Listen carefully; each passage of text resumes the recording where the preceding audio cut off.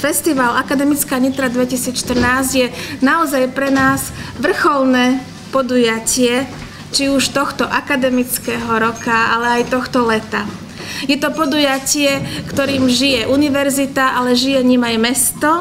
Ja veľmi pekne ďakujem celému organizačnému tímu, ktorý pol roka vyvíjal maximálne úsilie k tomu, aby sme tento týždeň naozaj boli úspešní a priniesli to najlepšie z akademických, folklórnych zvyklostí sem do mesta Nitra a na našu univerzitu.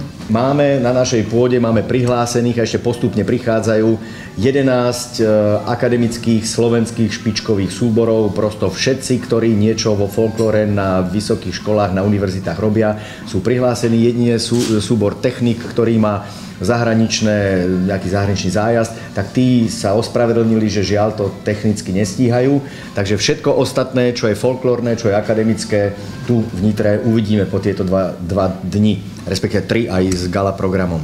V tomto roku máme 2 súbory z Českej republiky, jeden súbor z Maďarska, jeden súbor z Poľska, jeden súbor z Talianska a jeden súbor z Ruska.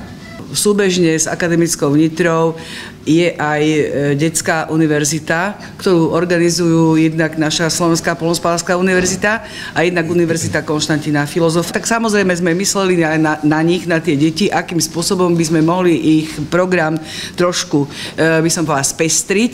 Takže sme spestrili to takým programom, že zajtra deti pôjdu do divadla.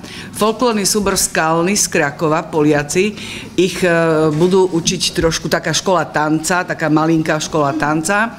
Budú ich učiť tancovať a potom máme zabezpečené aj to, aby sa proste oboznámili alebo takou formou takej malej exkurzie si pozreli útroby divadla Andreja Bagara. Súťažný večer bude už dnes o 17:30 divadla Andreja Bagara a zajtra zase o tom istom čase sa druhá polovička súborov predstaví v druhom súťažnom večeri a laureát bude vyhlásený v závere slavnostného gala programu, ktorý sa uskutoční zajtra, vo štvrtok o 18. hodine.